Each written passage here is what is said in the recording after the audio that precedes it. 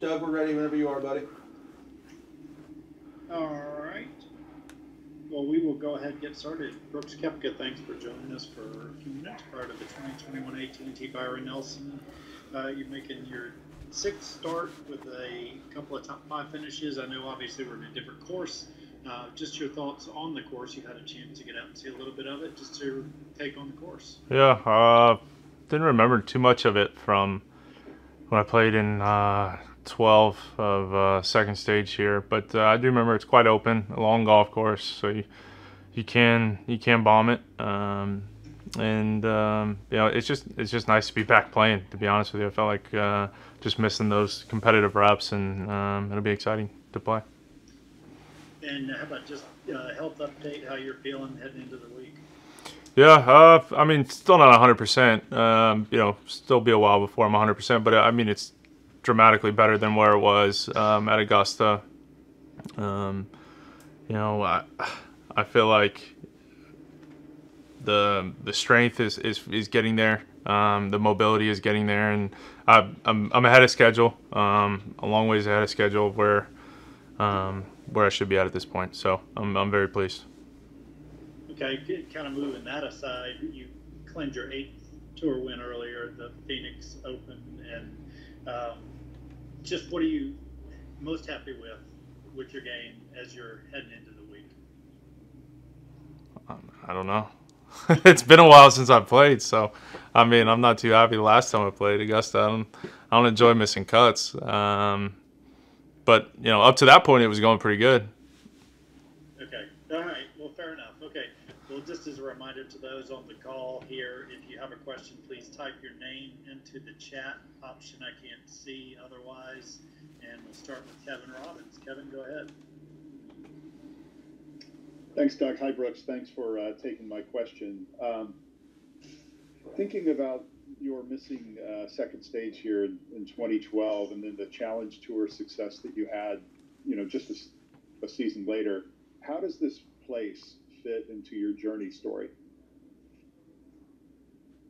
I never thought of it like that, but I guess, I mean, there's a reason I missed. I mean, I wasn't nearly the same player I am today where I was back in 12, but, maybe I don't get out here as quickly. Who knows? I could have gone through and failed at final stage and still be stuck on mini tours. You never know. Maybe one of those crazy things, but it worked out, so I'm not going to complain. Thanks very much. Okay, we go next to Brian Wecker. Brian, go ahead. Hey, Brooks, just going back to your health for a second. If you're not 100%, I guess how close are you to it, and what are the kind of lingering issues? I mean, I still can't squat down. Rita, getting that catcher's position or, fully bend down, it's a lot better than where it was at Augusta, but, it's still not completely normal. Yeah, I mean, it feels really good. Every once in a while, I'll just have a swing where it just doesn't quite get off. I don't load on my right side and stay on it and turn. I just kind of get off of it, and that happens with the longer clubs, mainly driver. But everything from about 7-iron in, no problem. It's just more load the longer the club, and I'm pleased with what I've been able to do. Between Dr. Elatrosh, Heather, Mark Wall, my trainer Derek, everyone's very happy with it, and months ahead of schedule. So it's just nice to be back out and being able to play golf and actually hit shots that I want to hit. Unlike I was doing at Augusta. Yeah. Speaking of longer clubs and things, I mean, have you had to make any swing adjustments because of this or anything like that? No, not really. No. Just keep doing what I'm doing, and if it wasn't going to allow me to do it, then I wouldn't be out here. Last thing, not that you're one to look back necessarily, and regret probably isn't the right word, but did you have second thoughts, I guess, after Augusta, and obviously not the performance you'd have liked, and how much did things bother you there physically that week compared to where you're at now? Yeah, I mean, What was that? That was like a month ago. A month ago. Yeah, I'm in a completely new place now. I mean, yeah, you know, it was one of those things where, I mean, the struggle I went through for that entire 3 weeks, month, whatever it was, just to get back to play was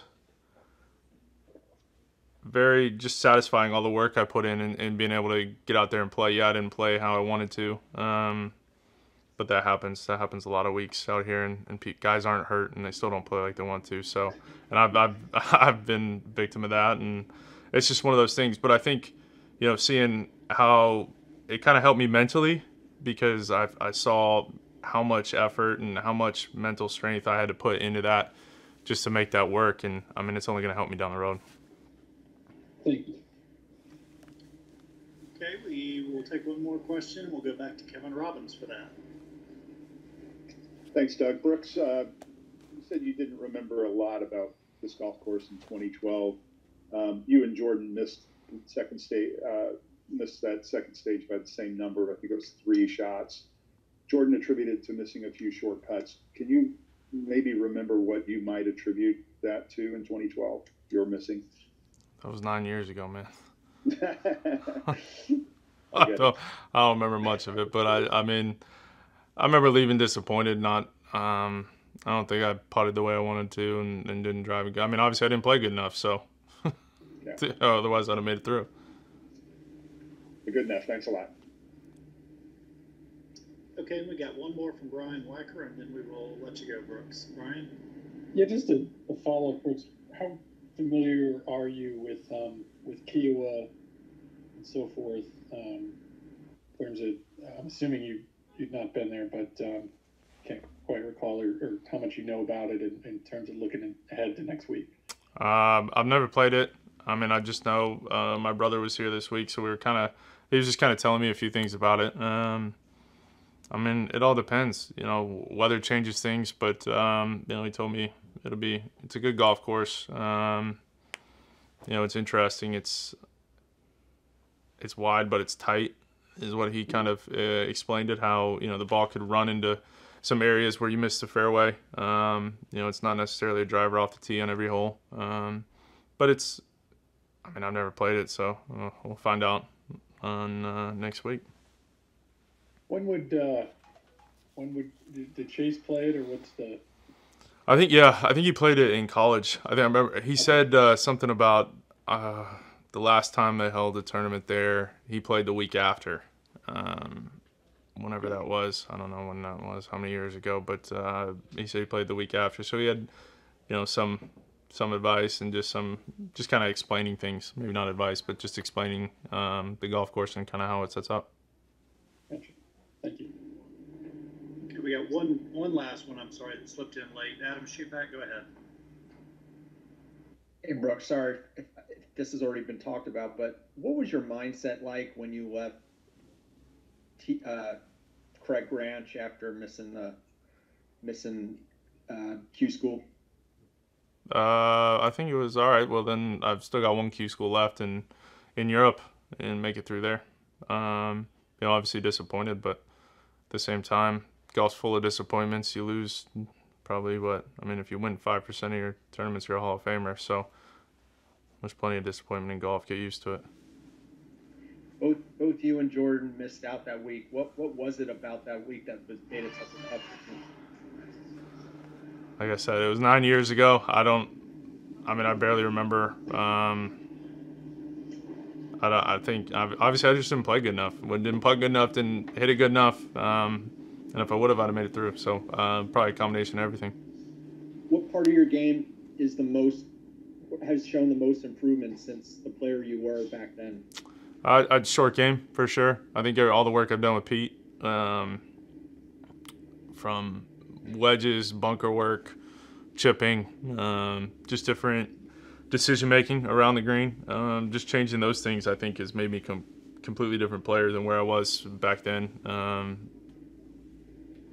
9 years ago, there's a lot of time in there to work on things and get a little better. So just completely different with the wedges and short game. Thanks. All right, well, Brooks, that's what we got. We appreciate your time. Good luck this week. Thank Awesome. you. Thanks. All right, Dougie, we're good, man. Go for it. You're a good son.